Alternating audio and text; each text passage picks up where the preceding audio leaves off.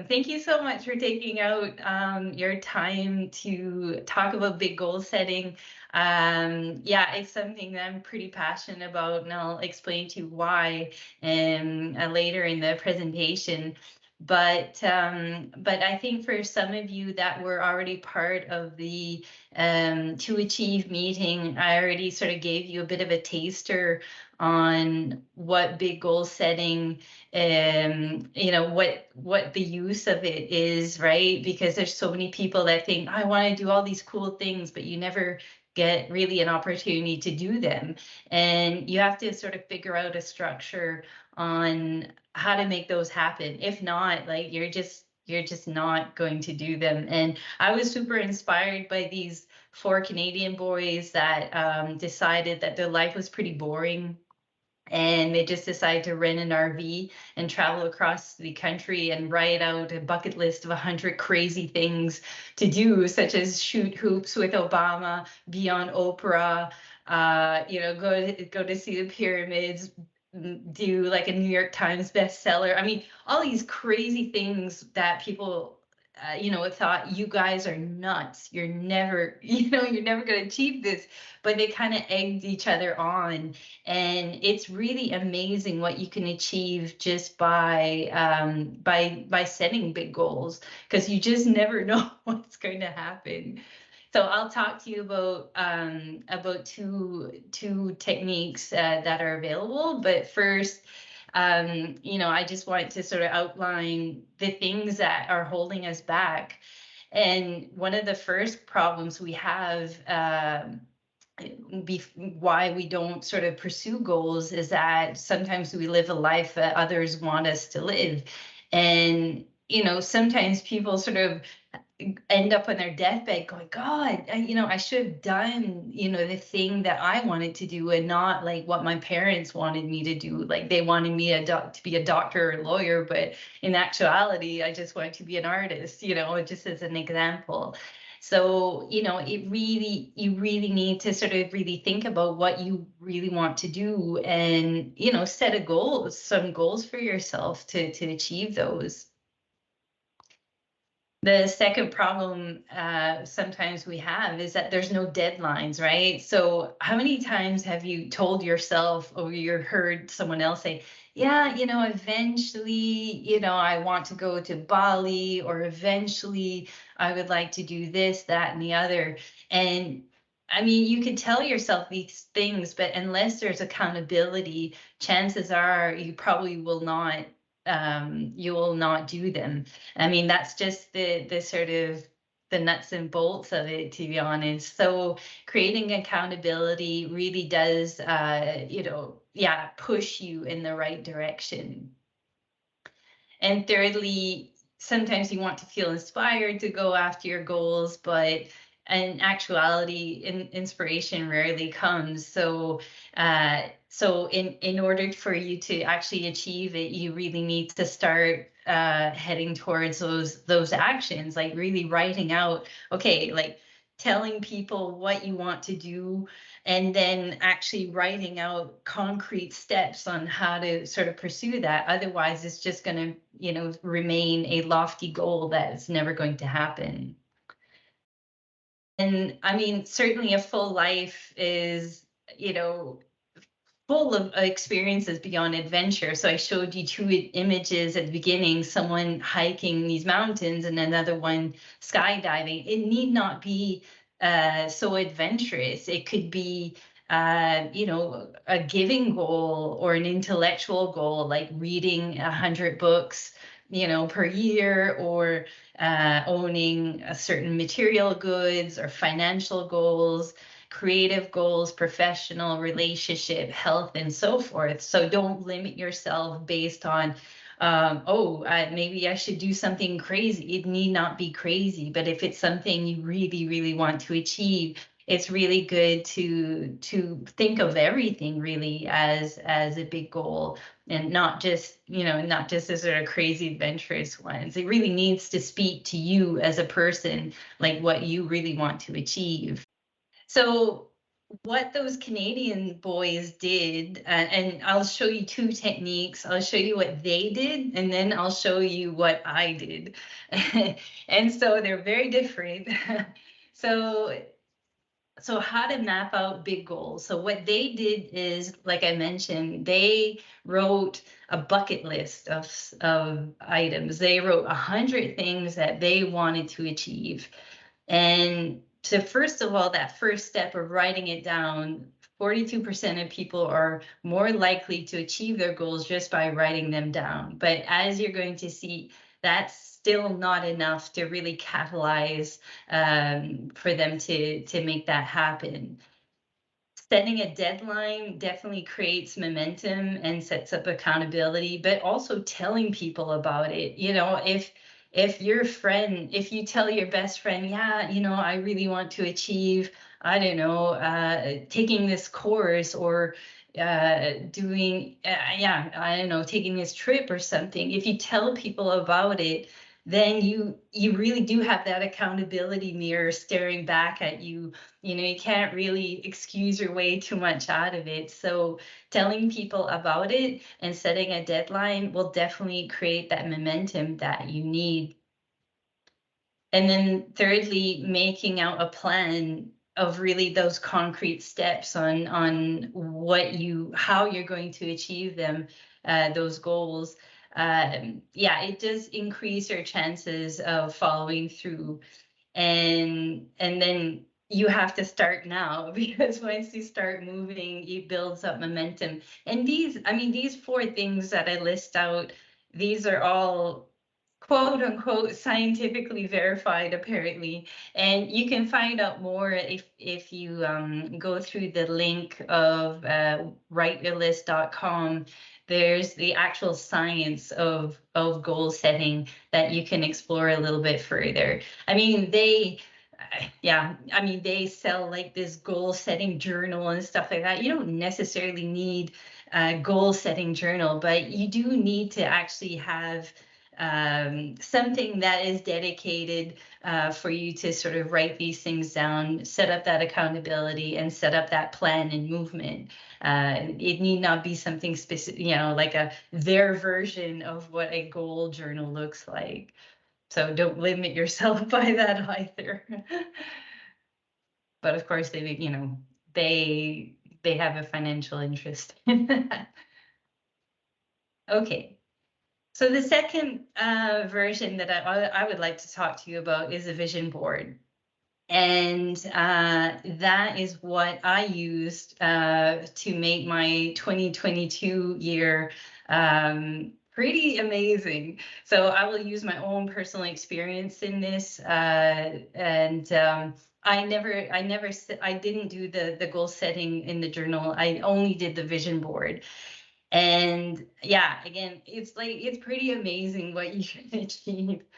So just as a bit of context for those who have not heard about my personal situation, I was married for 15 years, and then in September 2022, my then husband had a big revelation that he didn't want to be married anymore, which was a complete surprise to me, such a shocker.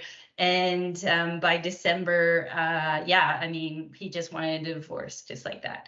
So I was pretty much, you know, in a pretty desperate state. And so in January of, wait, that was 2021. In January 2022, I packed my car and I went down to the south of France, where I am today. And I was on medical leave for about a month and a half, and I had some time to actually think about what I wanted to achieve in 2022, even though the 2022 year started off on the worst foot ever. I was in such a bad state, but I really wanted to make sure that the year ended in the best way possible. And at the time, you know, it was just literally reprogramming my brain, because I needed to get out of this state of despair. So I decided to write a vision board. I thought, well, you know, yeah, let's see, uh, so I just sort of found images and thought about what I really wanted. And so the first thing that I really, really wanted, and it sounds pretty lofty, is to find a husband. That was number one, finding a husband. Number two was finding a partner, a husband that was spiritual or who was open to spirituality. That was really important on my list. So I found an image that represented that and I stuck it on my vision board. And number three was someone to run the mountains with. I love running in mountains and nature. So I thought I really would like to find someone that I could share that with. Fourth was finding someone who would actually lift my energy up, who was just as positive and energetic as I was, which is pretty hard to find actually, because I'm a pretty high vibing person. But anyways, that was what I was looking for. And, again, I was setting some pretty lofty goals here. Number five was to really feel good about myself. I mean, I realized during my marriage that I kept myself quite small. So I thought, well, what can I do to really make myself feel really good? So I decided to, for example, I was too chicken to run, like I was a mountain runner, but I never did a race before. So I just, decided to put that into action and registered for a couple of races, one including a full marathon in July, with 3,500 meters of elevation gain, which was really outside my comfort zone. But I thought, you know what, I'm just doing it, right? So you just kind of click, click, click, and you register, and you hope for the best.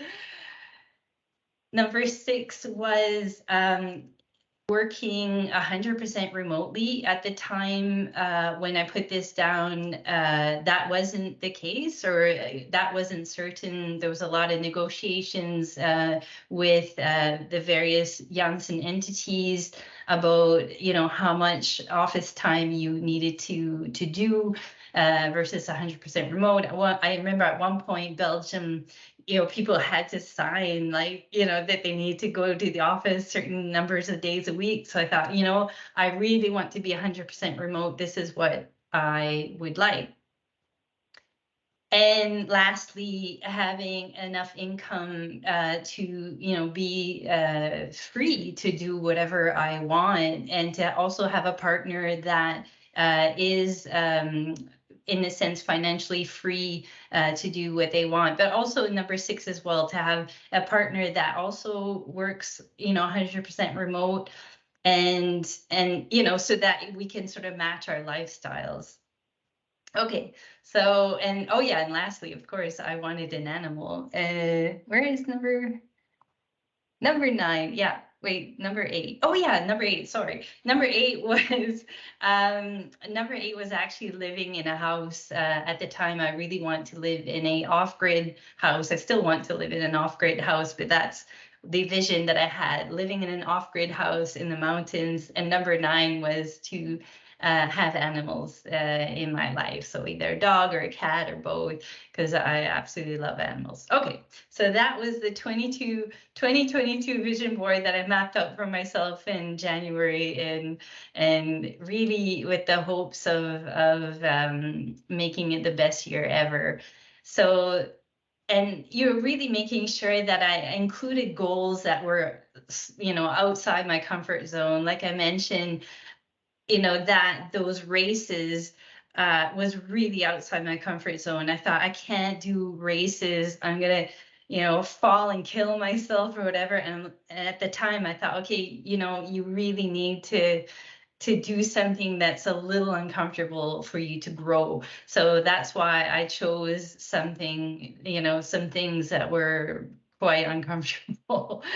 So it is where magic happens. And I need to share with you what my secret sauce was to making powerful vision boards. It's not just putting images together on a slide, and there is an action plan behind that. So the first one is getting these things in your subconscious. That is definitely a big element to it. The second one is using the law of attraction. Now, before you poo-poo law of attraction, I will explain to you a little bit about what it means, but also from a scientific point of view.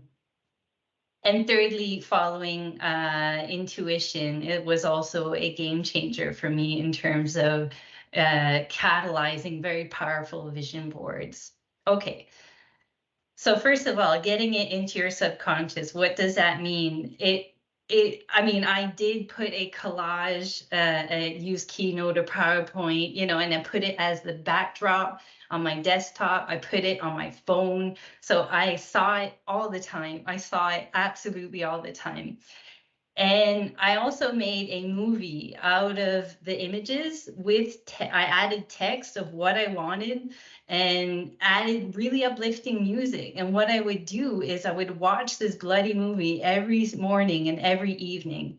And why is that? It's because your conscious mind in the morning and evening, right before you go to bed, and the first thing when you wake up in the morning, your conscious mind is more in the background, while your subconscious is a little bit more, in a sense, exposed or open. And so I would watch these movies that I made myself like every morning and evening. So it was constantly in my brain.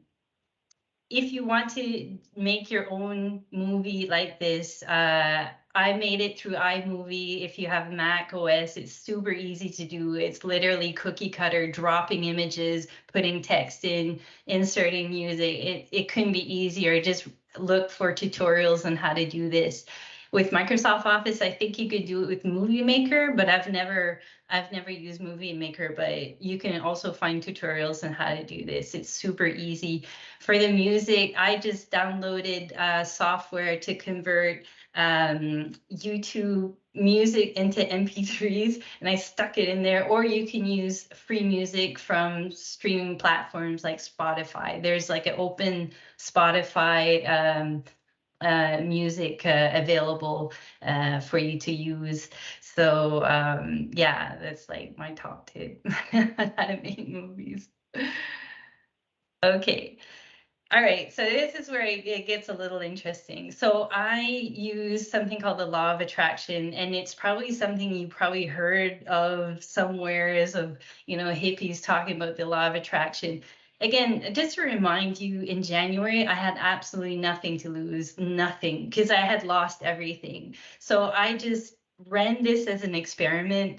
And so what the law of attraction says is that the energy you put out, you attract. Like a like attracts like. So if you put out good vibes and you practice gratitude, abundance will come to you. So what I did was I read about this. I thought, okay, I'm just gonna do it, right? So I practiced gratitude like this was already done. So when I would watch my movie, I would feel really, really good that my husband was there to support me, and he was lifting me up, and I had all this money in this house, So I was literally practicing gratitude every time I would watch this movie. And then here's the secret thing. You need to just let go of the result.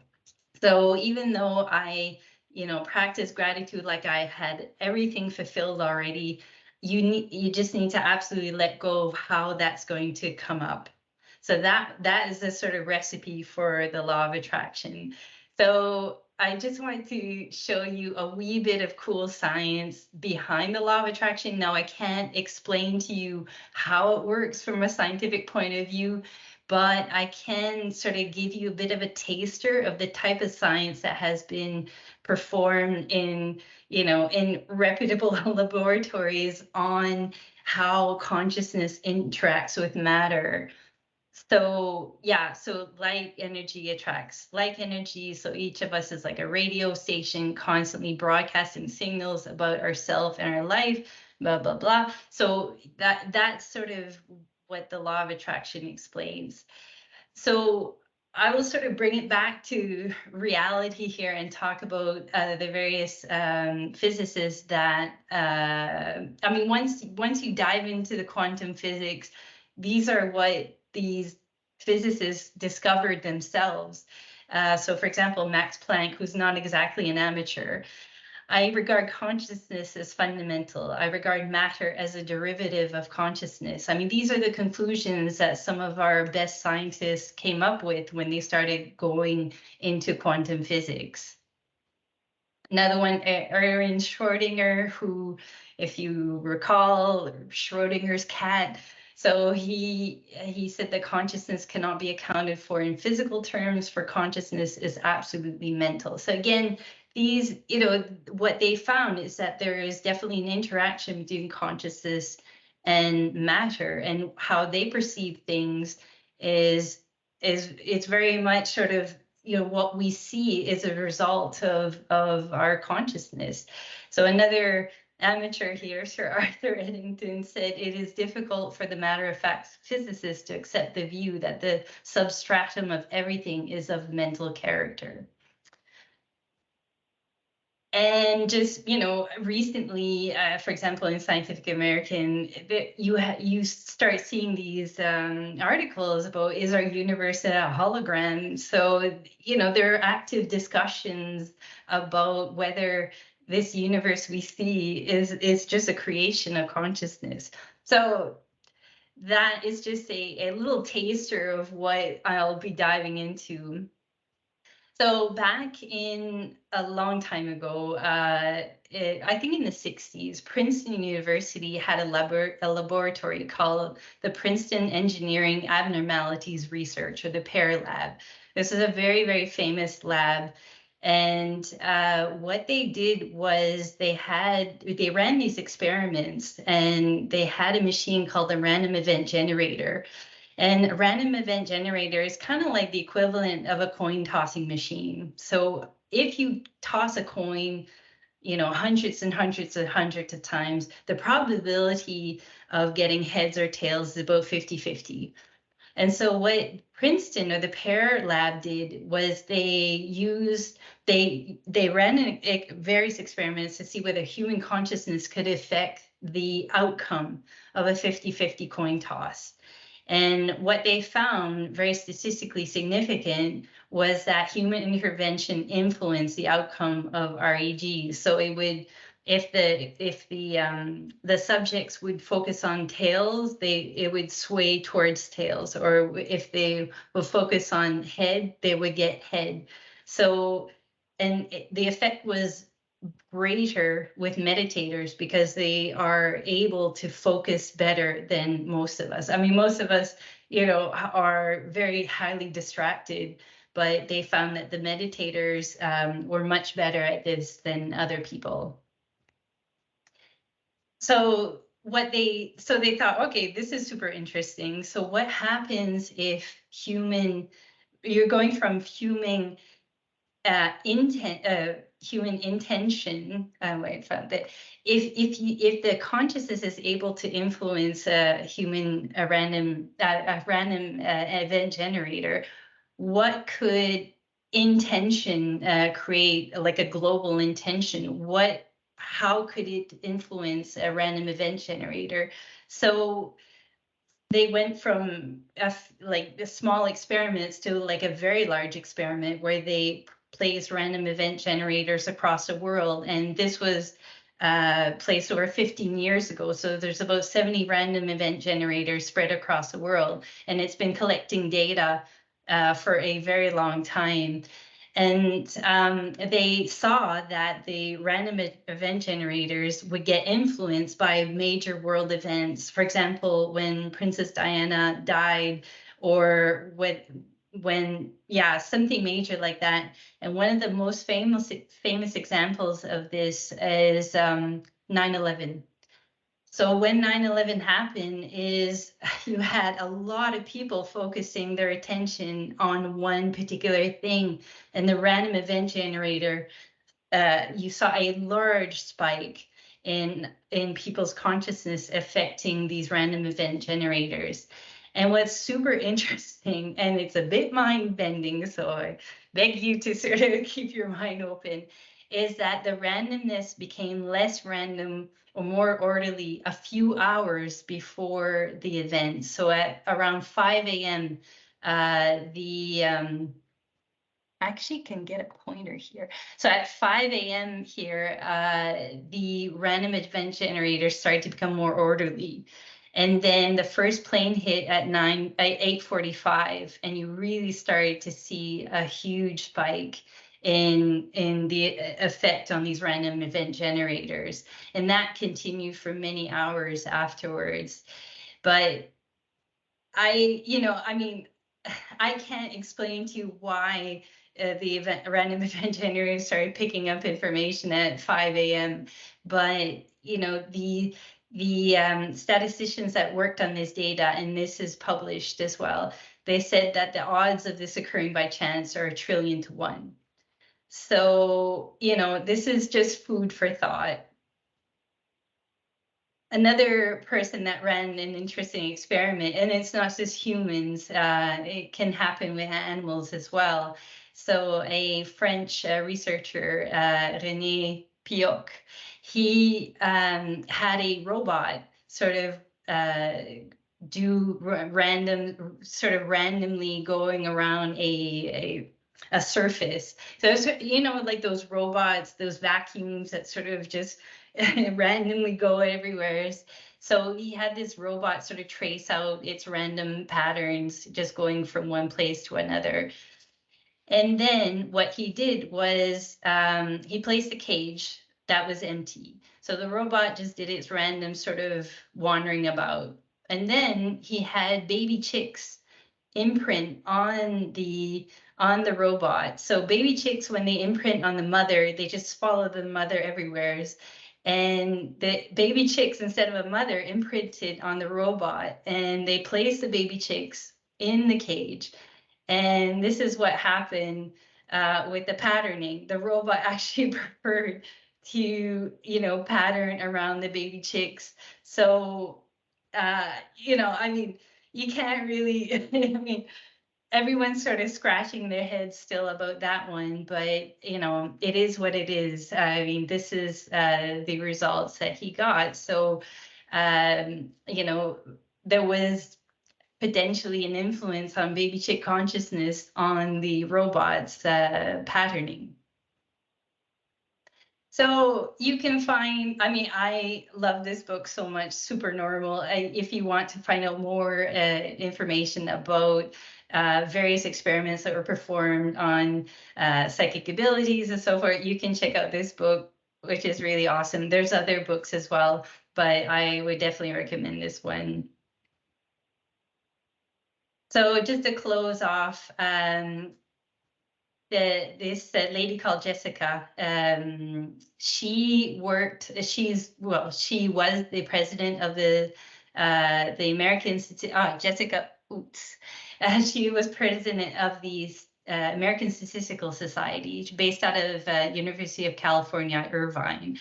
So she said that for many years she's worked with researchers doing very careful work in this area, including a year she spent on working on a classified project for the US government to see whether psychic abilities for intelligence gathering for the Cold War.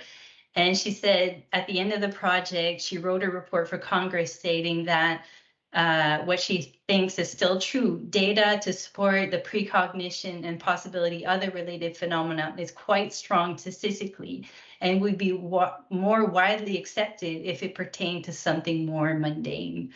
So basically some of the stats supporting these phenomena are even stronger than what the stats were for the people that got the Nobel Prize for the Higgs boson a few years back. Just to put it in context, you have years and years of data that are, if you have an open mind, the statistics are quite strong. So finally, the third ingredient that I used in my vision board secret sauce was using my intuition, and this is also not something that comes easy for scientists.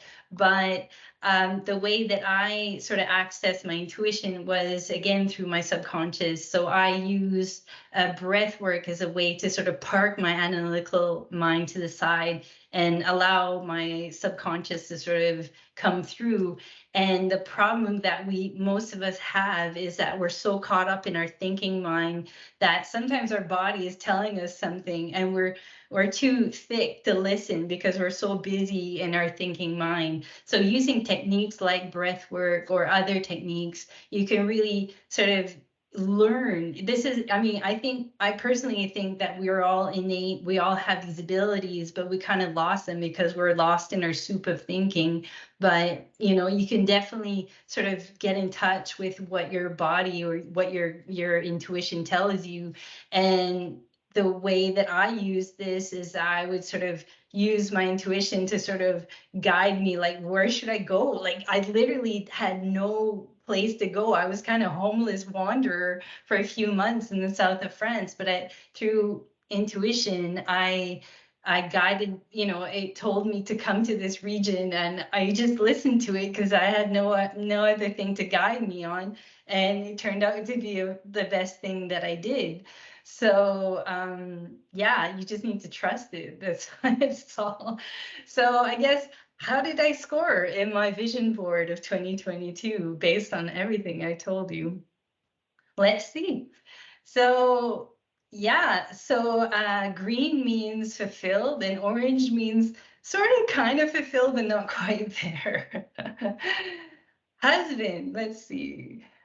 Yeah, I got engaged in December to a man who's never been married before.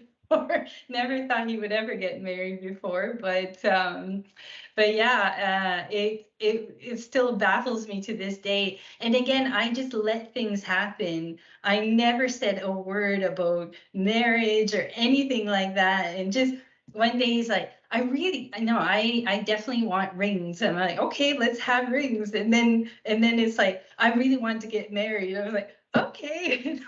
I never forced anything. The thing is that you really need to just let it flow the way it's gonna flow. Yeah, he's never been spiritual, my man, but we do morning yoga and breath work. So he's super open to spirituality, and he's just really keen on just doing whatever. He's the most positive person that I've ever met, and for the people that have met him, you could probably attest to how positive he actually is. He's like a ball of positive energy and joy. And yeah, we do mountain running together. He's a big mountain runner. We have hills here, and yeah, we just enjoy running together. I don't quite have the off-grid house that I wanted, but we do live in a house. So that was sort of like a sort of kind of fulfillment, but not quite. But we're working on the off-grid house at the moment. So that's on the 2023 vision board for sure.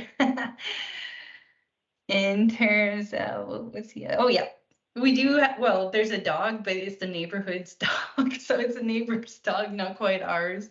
But yeah, that's still to come.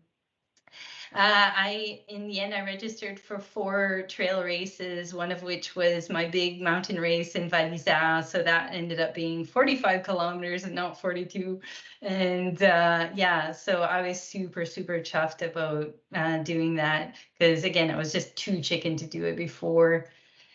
In terms of the remote contract, back in the summer, I had 100% remote baked into my contract, and I was super pleased. But the cool thing about Eric, my partner, is that he's not quite. I mean, I wanted a partner who could work on 100% remote. It's not quite like that, but he's pre-retired, which means that he has complete freedom. He is like it's not quite a remote contract, but he has complete freedom to do whatever he wants, as he's had a severance package with his company. And so, yeah, again, you have to sort of let go of how this will sort of roll out, but it's exactly what I needed, was someone with that flexibility to just, to just work wherever. And in terms of the monetary freedom, he can do whatever he wants because of his pre-retirement severance package. So all in all, a pretty good end of 2022, I would say. And so just finally not letting your dreams die. I mean, this nurse called Bronnie Ware, she's an Australian nurse who spent several years working in palliative care, and she asked people, like, do you have any regrets? And a lot of the people said, yeah, I wish I had the courage to live a life true to myself, not the life others expected. I wish it didn't work so hard. I wish I'd had the courage to express my feelings. I wish I stayed in touch with my friends. I wish I had let myself be happier. I mean, these are not big goals, but it's something we should definitely keep in mind. And in case you do forget that you will die one day, there's an app called We Croak, and it will remind you several times a day that you will die. So that might boost you into setting your big goals and making things happen.